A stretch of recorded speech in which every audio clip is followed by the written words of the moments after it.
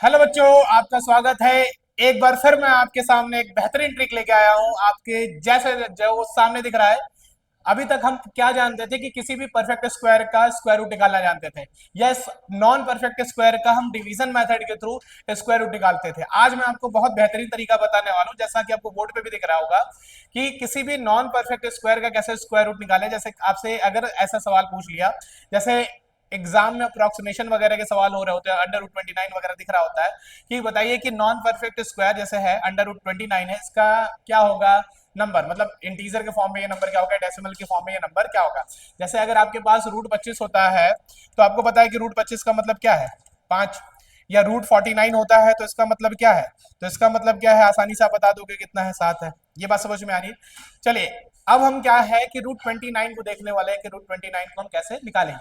उसके पहले मैं आपको एक छोटा सा फॉर्मूले टाइप का बता देता हूं कि जिसमें आपको वैल्यू बस चिपकाना होगा और आसानी से आप फाइंड आउट कर पाओगे। जैसे अगर मैं आपसे कहूं कि अगर कोई नंबर इस फॉर्मेट में दिखा, इस फॉर्मेट में लिखना है a प्लस माइनस कितना b, तो ये कितना हो जाएगा, रूट ऑफ कितना लिखना है आपको, a प्लस कितना b, 2 times of root a।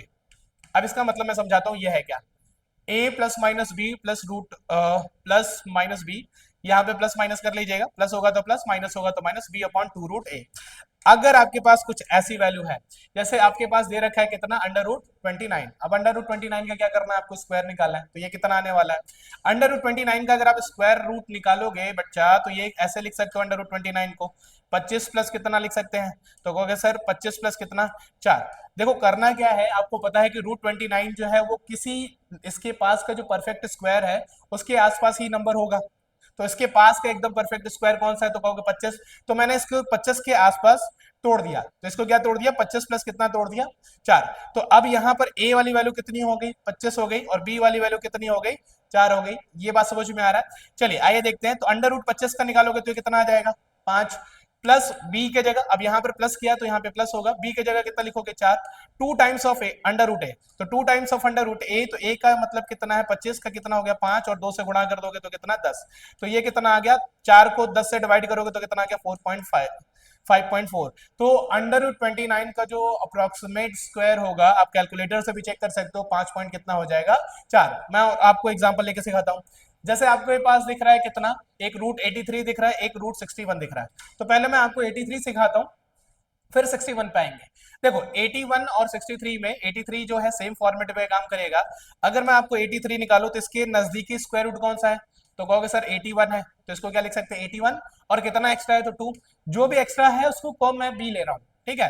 तो अगर आप यहाँ पे करोगे तो अंडर रूट 81 कितना हो जाएगा, तो अंडर रूट 81 का मतलब कितना, 9। प्लस में है, बीच में प्लस है तो प्लस लेंगे, 2 अपॉन कितना ले लेंगे, बोल दो जरा, 2 इंटू कितना, अंडर रूट 81 यानी कितना, 9। तो 2 से 2 गया, तो 9 प्लस कितना हो गया, 1/9। मैंने आपको फ्रैक्शन में बताया है, फ्रैक्शन में 1/9 की वैल्यू बता रखा है 11.11%। लेकिन ये परसेंट नहीं है, फ्रैक्शन है, तो ये क्या हो जाएगा, 0.11। तो 0.11, तो ये कितना आ जाएगा, 9.11। मतलब आप कह सकते हो कि आपका अंडर रूट 83 जो आएगा वो कितना आएगा, 9.11 आएगा। ये बात समझ में आ रही। रूट 61 की बात कर लें, रूट 61 कितना हो जाएगा, तो रूट 61 किसके पास का नजदीकी स्क्वायर है, तो कहोगे सर रूट 61 जो नजदीकी स्क्वायर है किसके पास का है, आपका 64 के पास का है, 8 का है 64। अब 64 में से प्लस करना होगा माइनस, तो आपको क्या दिखेगा, माइनस करना होगा, तो माइनस का कितना ले लेंगे, 3। इतनी बात समझ में आ रही है। चलो और इसको करते हैं जरा। इसको करोगे तो ए की जगह कितना, बोल दो भैया, ए की जगह कितना हो गया, 8। माइनस करोगे और 3 अंडर रूट कितना लिखोगे, अरे बोल दो, 3 अंडर रूट 8 इंटू कितना, 2 लिखोगे। तो 3/16, 8 माइनस 3 कितना, 16। 1/16 मैंने आपको बता रखा है 6 पॉइंट कितना होता है, तो 1/16 कितना होता है आपका, अगर आपको याद होगा तो मैंने आपको 1/16 पढ़ा रखा है। 1/16 होता है कितना, 6.25%। लेकिन ये क्या है, जीरो फ्रैक्शन है, तो ये कितना हो जाएगा, 625। अब ये इसका 3 गुना है, 3/16, तो ये कितना हो जाएगा, 0.875। तो बस आपको यहाँ पे लिख देना है।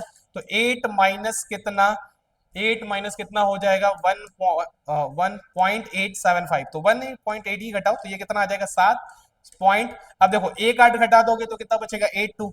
तो ये कितना हो जाएगा, 82 या 81 के आसपास आ जाएगा। तो ये कितना हो जाएगा, 7.81 हो जाएगा। ये बात समझ में आ रही है?